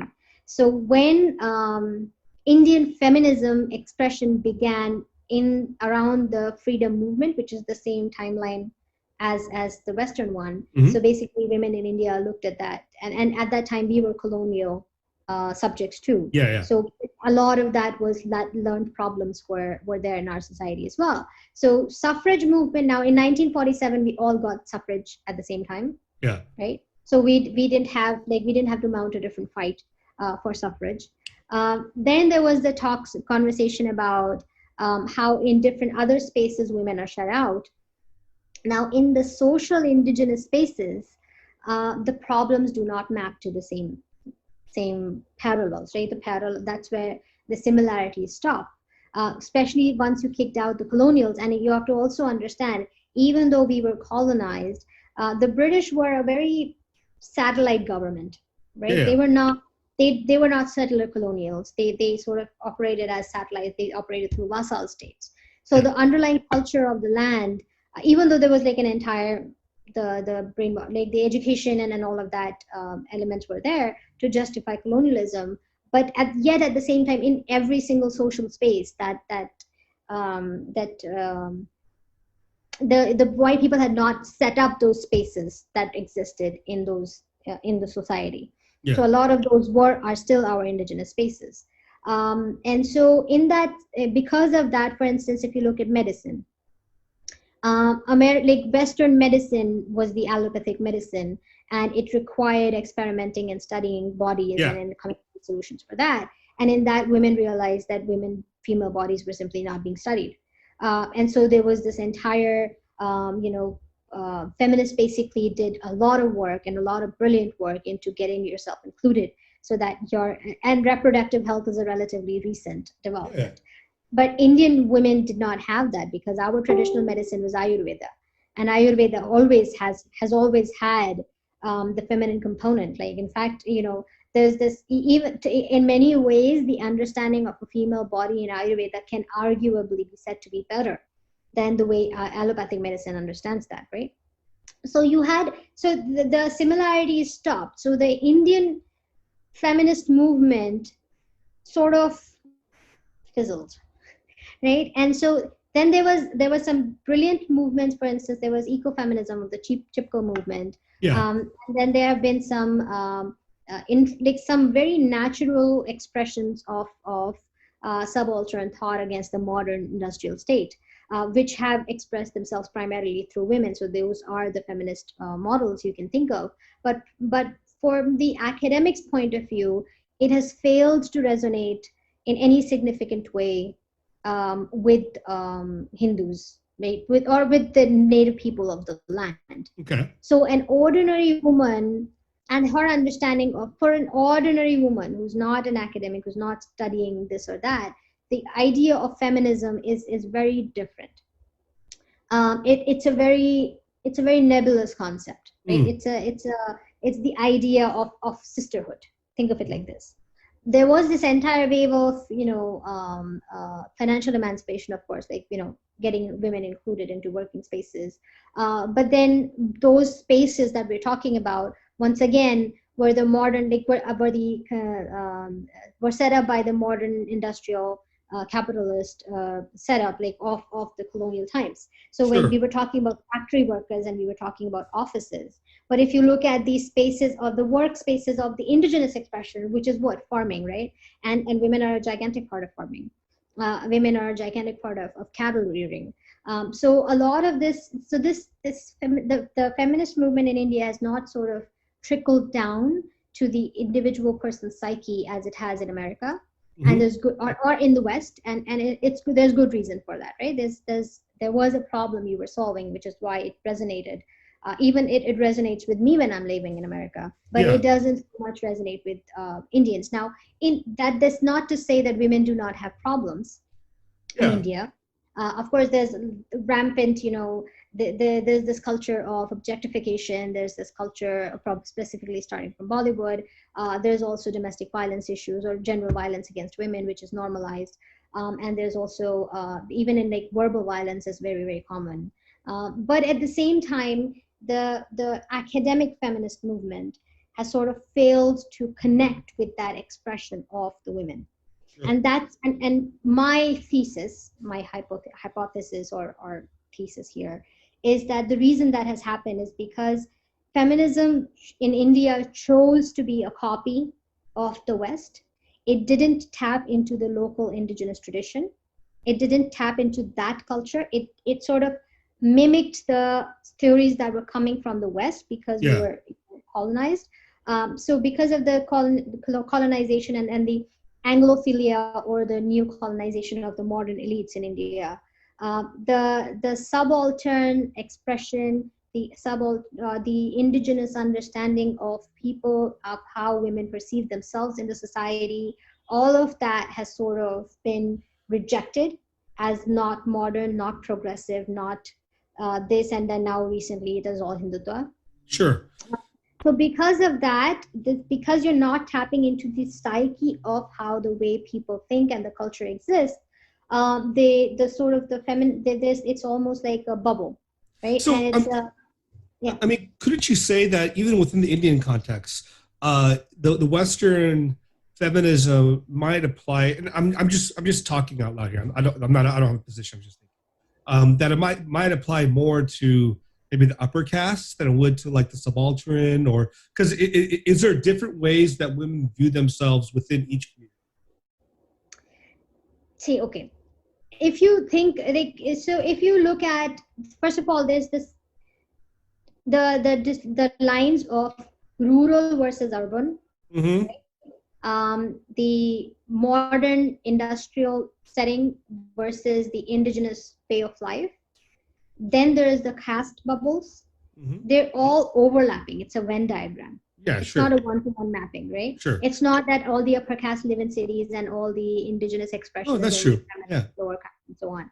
So most of the time, the caste distinctions are harder to, like, if you look at within caste, it wouldn't make sense because there are upper castes who live in cities and there are upper castes who live in villages, and because of the way of life and because of your surroundings and the way you live and the way you express your yeah, spirituality, especially North India, South India, and so on and so forth. sure. There is it will be very like you would try to fit a round peg into a square hole if you try to sort of say look at them through this cross section. Right. What would be a better cross section is that there is definitely commonalities between the problems that women face in the West and the problems that Indian women face in the cities, specifically the metros, right? So Okay. you have Mumbai, you have Delhi, all of these, because they're very similar cities, like the structure of those cities and the way of life of those cities is very similar. Like Okay. my life in New York is not very different from my life in Mumbai, for instance. So because of that, there is similarity, and which is why when I like work with these groups to come up with solutions for the women, for like when I'm working with the social groups to come up with social work solutions, Right. we do think of them as two silos, the urban silo and the rural silo, and Okay. that defines even the language that we use to talk to the women. Because if you're using a language that is alien to them, they will not respond. I could be saying the same exact thing, but if I'm saying it in a different way, the groups will not respond. right? Okay. So to the Indian Delhi or Mumbai liberal girl, I have to talk exactly the same way I would talk to an NRI child, or to an American Hindu, right? Right. But the way I talk to the rural person, if I literally just translated that into Hindi, the rural person will be like, "What mad woman is this?" So it's really silly. Because, like, for instance, I'll give you an example, right? And this happens sometimes. I forget to sort of Mhm. context, and I'm constantly learning. So this one time, we were talking about what is one of the workshops that we can do, which where I can reuse some of the material from both clusters to both Sure. clusters. And we thought about financial literacy, and we talked about education, and we talked about several areas of growth, right? So I was talking to do different groups, and I literally had back-to-back conversations. So I worked with one social worker who primarily operates in urban areas, and Mm. we had a conversation about urban financial literacy, and she was like, "Yeah, this is a great idea." Because women don't know how to operate bank accounts. They don't know where the branches are. They don't know that they can do things from their phone. Yeah. And sometimes they don't even realize that they must have separate accounts until the man leaves, and then he takes all the money with you. And it's really stupid. It gets Yeah. it's some of the basic things we can teach them. And because of that, that would really help. So I was like, okay, now I'm excited. I have an area of growth. Then I immediately switched calls, and I started talking to the rural guy. And he's like, what are some of the things you want to talk about in financial literacy? It was a group of people that I was talking to, so like it's a Zoom call. Sure. Sure. And I said, like, we can talk about money management, we can talk about budgeting, we can talk about many ways of sort of managing money. And the social worker, he was like, Didi ji, these women can teach you how to operate bank. And I was like, what do you mean? And I was like, isn't there the case that they don't have bank accounts? It's like, forget the bank accounts, right? These women actually come up with the most brilliant ways of managing their money. And that's when I learned that there was a group of there are several groups in various Indian villages. They have groups of women who literally pool their savings in one place because they've realized that if they don't deposit into a bank, it's physically, like, cash is physically sitting there, right? Yeah. And so you tend to spend it. All of us do. So Yeah. they recognize that happens. So what they did was they made a group.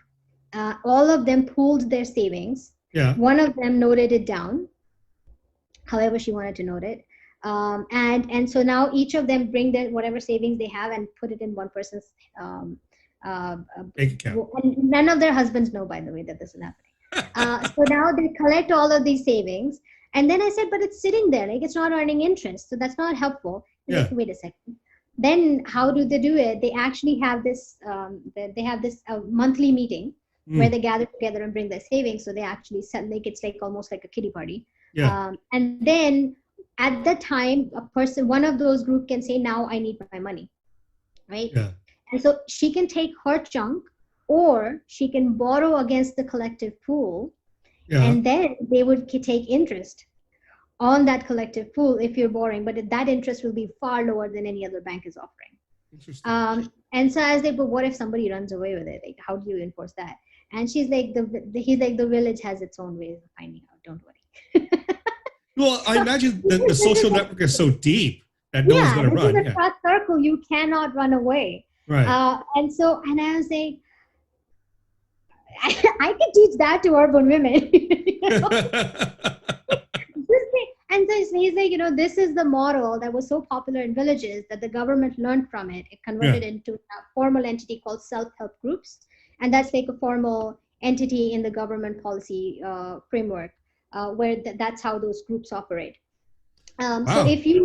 So he's like, but I was like, but wait a second. I've seen nonprofits that actually go and teach financial literacy to urban women or rural women.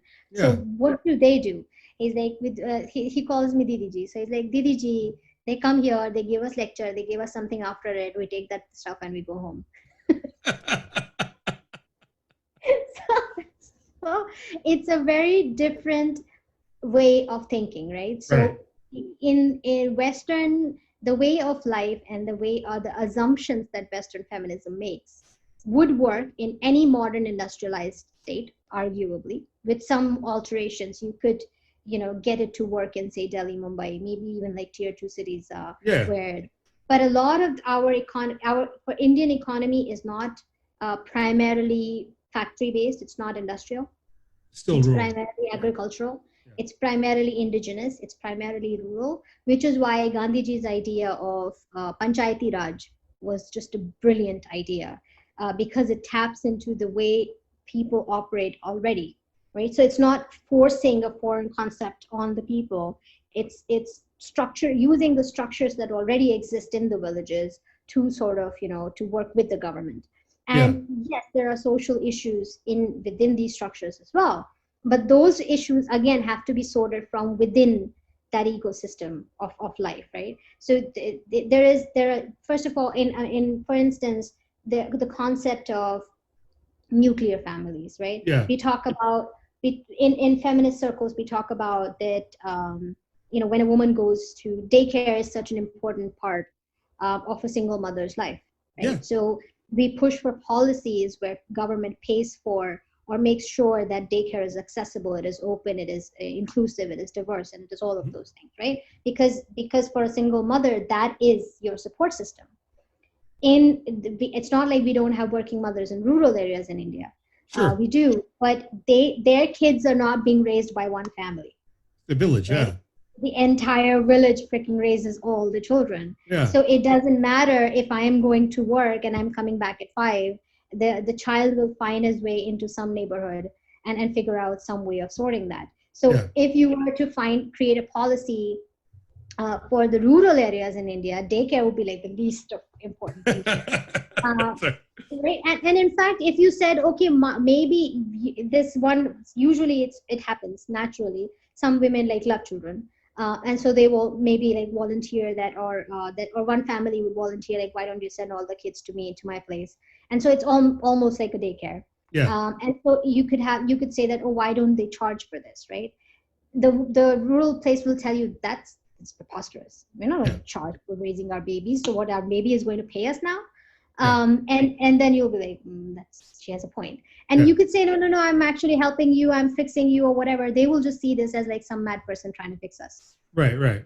And after 1,000 years of colonization, they know how to kind of not get fixed.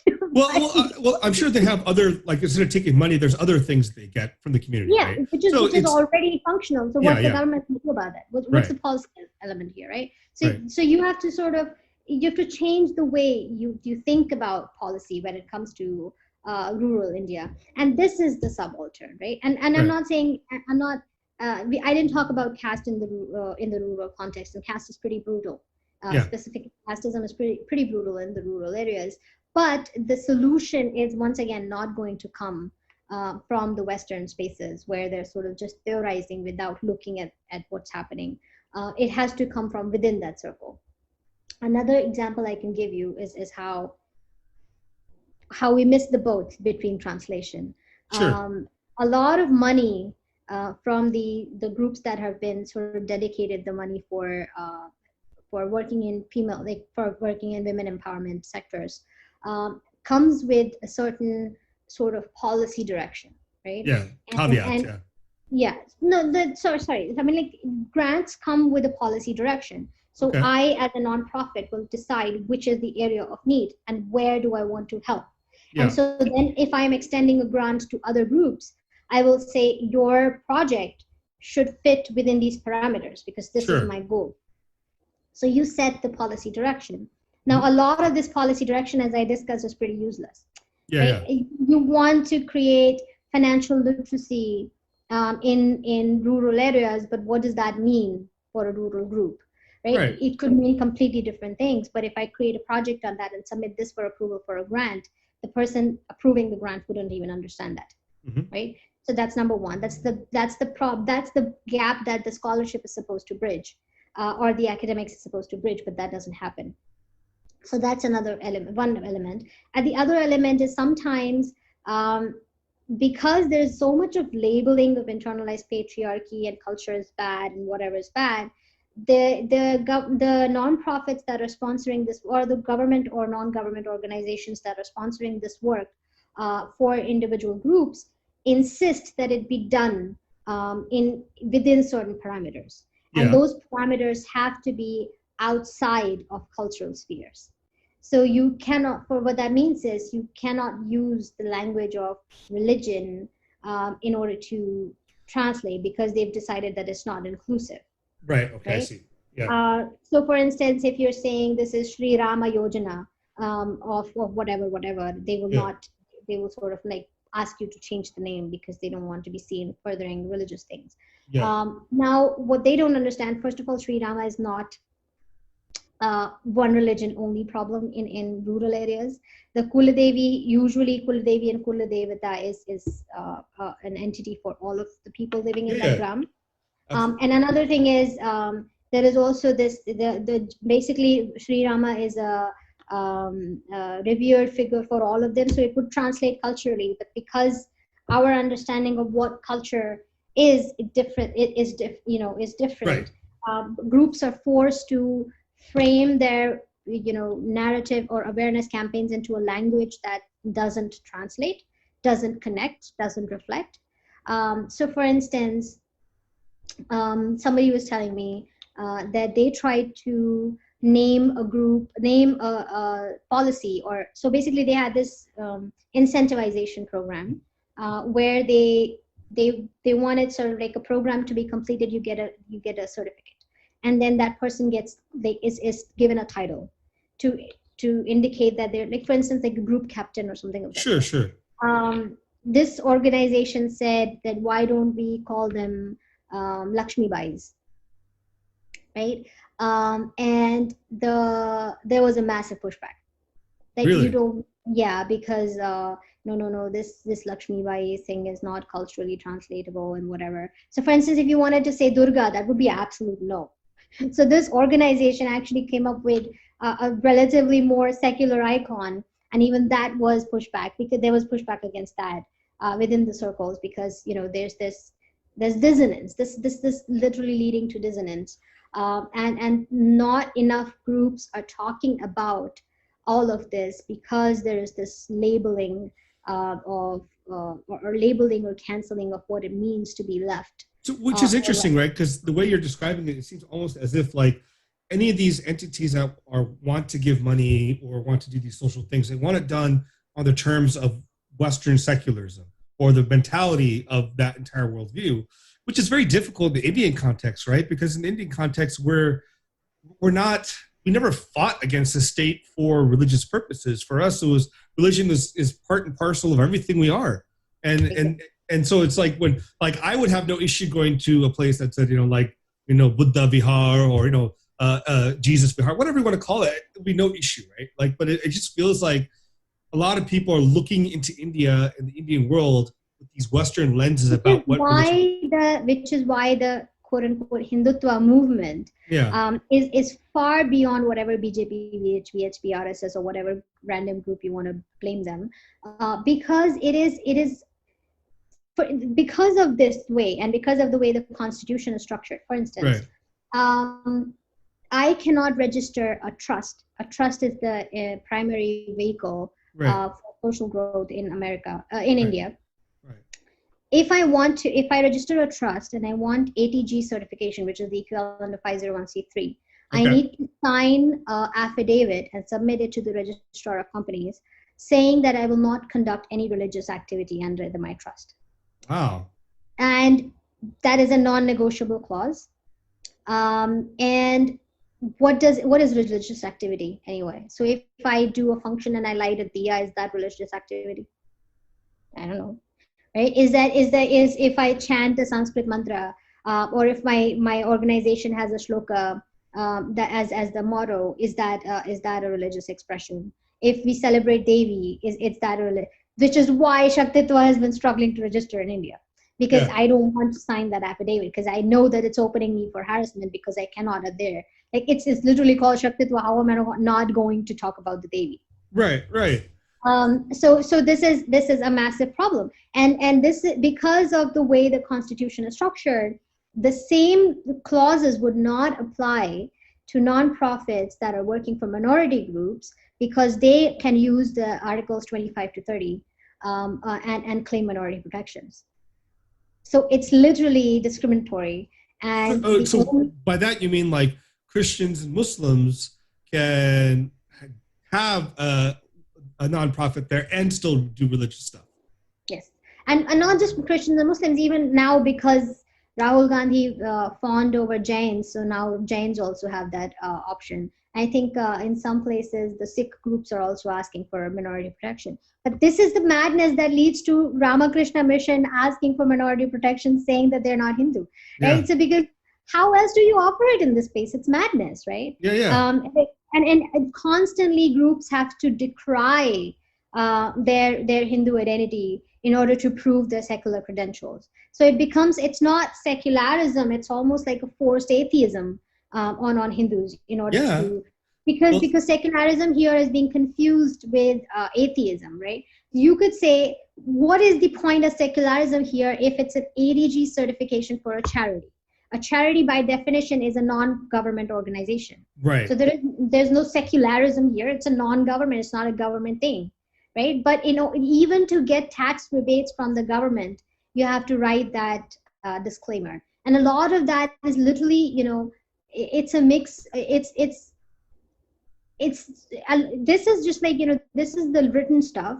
And then there's a lot of unwritten rules that are imposed by the bureaucracy on people, because they just get super excited with this idea. So they actually they go beyond what's even in the law. Yeah. So because of all of that, it is literally it's becoming super chaotic to even operate as a nonprofit, and a lot of the Hindu nonprofits, right, or the nonprofits that don't qualify for minority protections, are sort of are being harassed by the authorities, or being harassed by, like, if you have an overzealous IAS person who doesn't like you, then he can use any of these clauses to harass you. Or if you are liked by the authorities, then you can get away with a lot of things that you signed the affidavit, but you can still do whatever activities that you want. And a lot of this is literally vestiges of the colonial rule. Right. But India is like a whole different beast, which is also why the theories that are emerging in Western academia, even in the indigenous space, they're working with groups that are disenfranchised in the state they're in, right? So they're working with Native American groups. So Native American groups have limited sovereignty, and because of that, their struggles are with the problems that they have in their own society, but also with colonialism and the colonial state in general.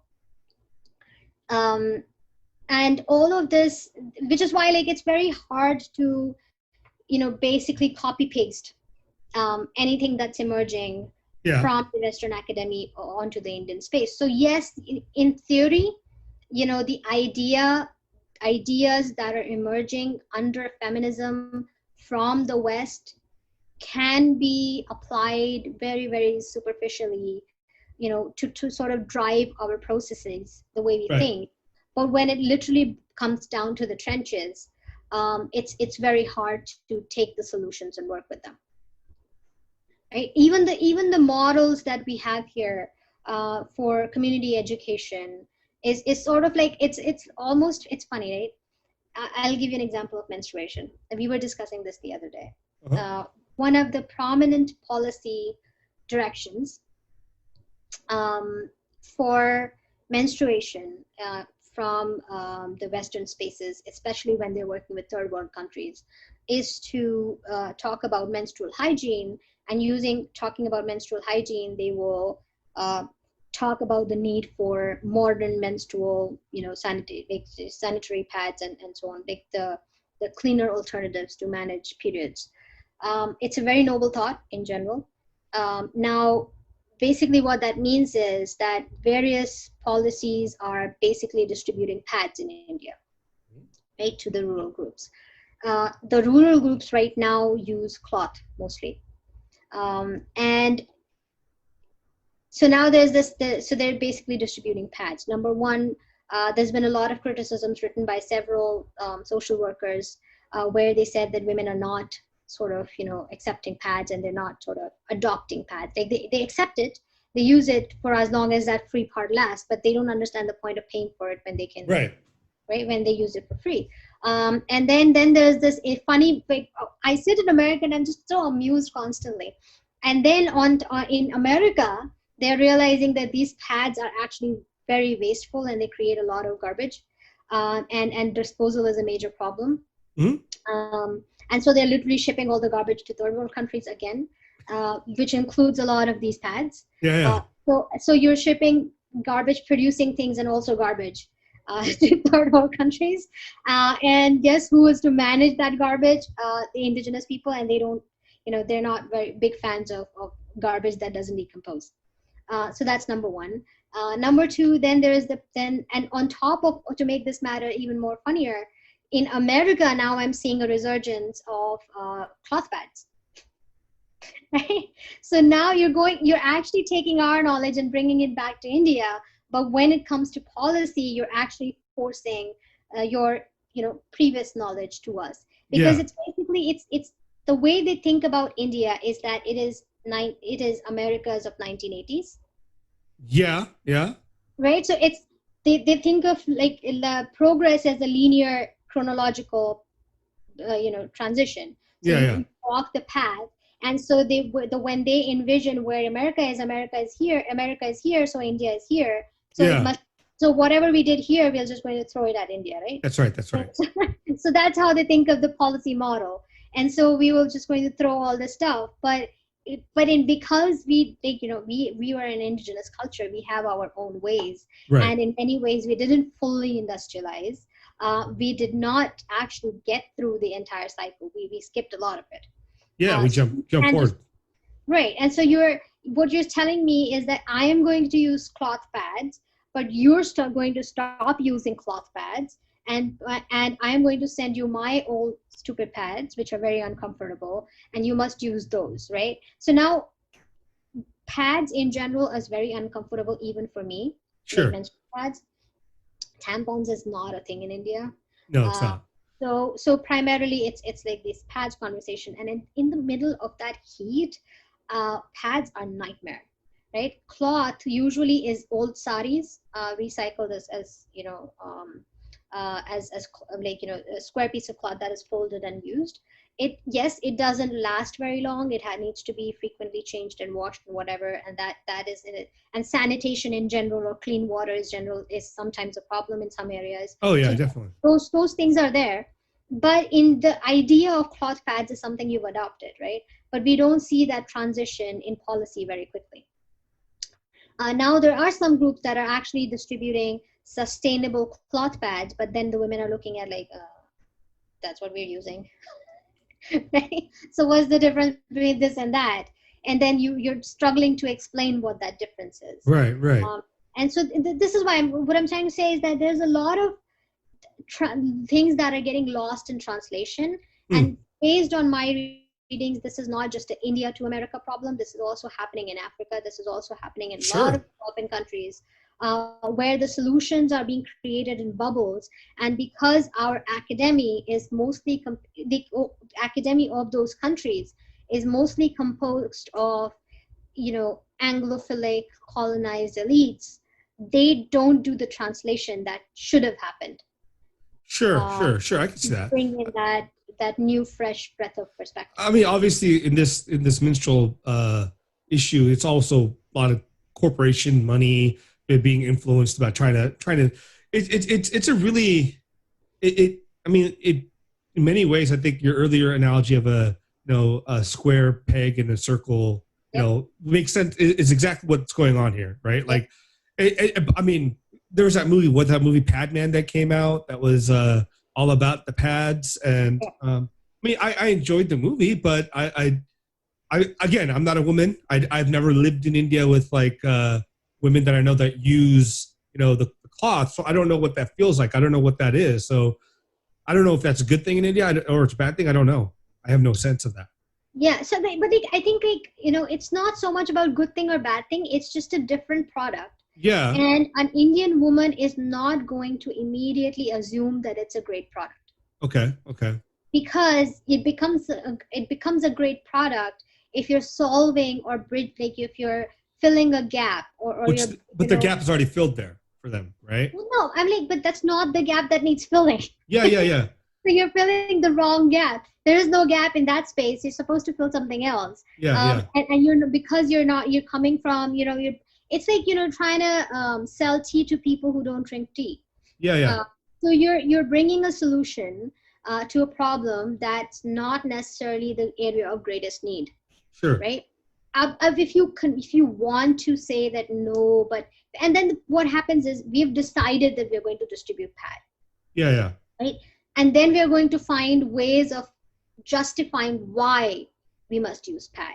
Yeah. So now we're going to talk about women are not free because, they have to go to, because they're, pad gives freedom because it lasts longer. So you can be more, independent, and you can go to a job and play football. That's how the ads are. Yeah. You can do yoga on the yoga mat in your Lululemon pants, But the women in India are not factory workers most of the time. Even the ones who are factory workers, they've been doing that job for a very long time. So they have come up with certain solutions. Right. Plus, they don't have a lot of spare money to throw, right? Right. So they're not. So this is an additional expense that they don't know how to justify. Right.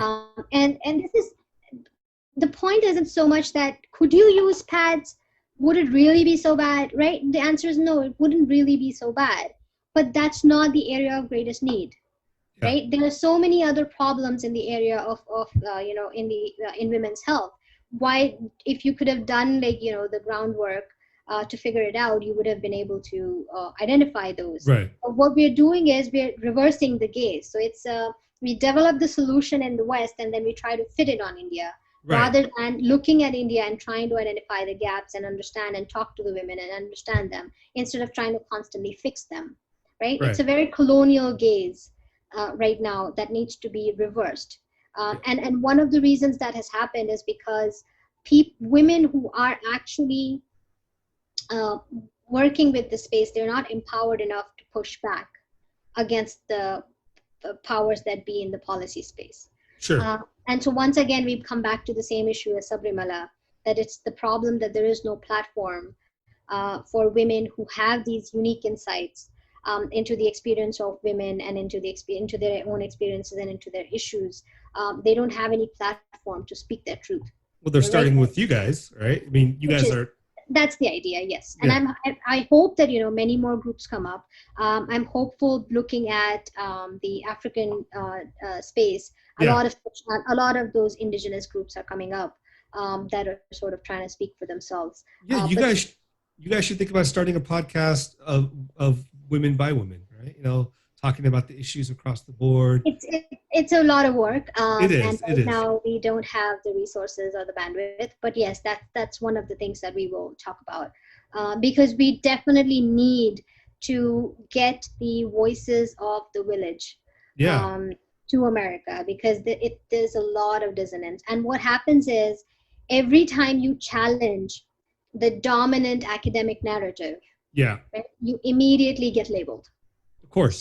There's no space to be a subaltern scholar that disagrees with this Dalit theory, right? With this Periyarist, this new thing that is emerging. So I have seen cases of Dalit scholars being labeled and cancelled as Hindutva. Yeah, like Guru Prakash, I think he gets. Right. So Guru Prakash is there, Abhinav Prakash is there, there Anima Sonkar, and so on. So unfortunately, because you're not giving them any space, so there's only one other political space for them to align with. Yeah. Right? So you're making their choice with them, and then because you push them there, now you're labeling them as Hindutva, right wing, or whatever, and so on. Right. So these platforms don't exist. Those spaces are being how should I say, policed, right? There are these, I like to call them neo-colonial gatekeepers, right? And those gatekeepers are people like Arundhati Roy. They're people like, which are very much celebrated in America as the true, and what did they call it? True expression of the indigenous mind. Yeah. Except, she does not actually actually reflect the majority of indigenous thought. Right. And majority of Indians haven't even heard of it. She never even writes in any other language other than English. Right. So who are you talking to? And so you're talking on behalf of these other people, and these other people do not resonate with you. And when some of their people try to rise up the ranks and try to speak to you, they're immediately canceled. So the attempt to Shaktitva is sort of to bridge that, to bridge that space, to bridge that gap, and to do some of those translations. And of course we will be bullied, and we will be, all of those things will happen. We've kind of accepted that. Sure. But there is still a need to build those platforms and to build those spaces. And what's interesting is when we talk about the village, or we bring some voices from the village, or we bring some interesting facts from the subaltern theories, or we bring some of those voices, the best reception we receive are from Hindu Americans, who say that reading that gave them a better insight into their own culture, that they didn't have that before. Yeah, I mean, which I liked reading quite a few of your articles on Shaktitva. It's great stuff, interesting stuff. I like you have a diverse group of people writing too, which is really nice. Yes. So we're getting about 2 hours in now. I think taking a lot of your time. So do you have any last words you want to say? Not last words, but any last things you want to say on the podcast? No, I think, first of all, thank you. This was it was a fun discussion. I think we only got through 1 or 2 questions. No, which is great, because you know what? I think we should have you back on and do some more, because there's a lot of other topics related to women and Hinduism. I mean, we got through some major big stuff, which I think you did a great job of really laying out the history of why you created Shaktitva, and then the grounding of the Sabarimalai, because those are all important things. Yeah. So I think the reason I sort of explain through those examples is because I realized that stories and examples and incidents make more of an impact. They last with people rather than just high-falutin theories being thrown out. Absolutely. It means stories are what makes us human, right? The moment we started telling stories is when we became really human beings. So I think this was great. I'm glad that I was here. I enjoyed the discussion, and the free-flowing discussion format was very interesting, because I actually struggle with question answer formats. I don't like that either. I don't like that, because it's just so restrictive. And and I like the flow of prakriti, so to speak. But that is my jam. But yes, no, basically the last words are just that check out our social media presence. We actually wrote a Raksha Bandhan article last year, and that did very well. And so this time we actually sort of compressed that into a comic strip. Yeah, I saw that. It was really nice. It was really good. popular, yes. Yeah. So we sort of translated that entire findings into a comic strip, and we circulated that. That got very, very good reception. So we're hoping to sort of continuing to do that. We want to also be that, we want to get new research, but we don't just want to throw it as, academic stuff. We actually want to translate that into digestible nuggets, which is relatable, which talks to your experience, and which is why the focus on stories and lived experiences is very heavy in Shaktitva. So you will see a lot of that. And if any of your listeners are interested in writing for us, please email at editor@shaktitva.org. We're on Facebook, we're on Instagram, we're on Twitter, and our website is there. And you can also subscribe to our newsletter. Yeah, so I will put all your information into the show notes or on the bottom of the stuff, so they can access it. So Neha, thank you so much for your time. I really want to have you back on sometime soon to talk about other things. I think there's a lot of other things.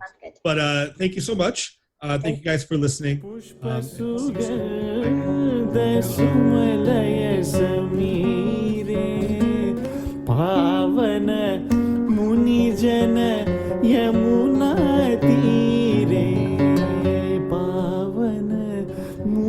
जन यमुना तीरे गायती वनमाली गायती वनमाली गायती वनमाली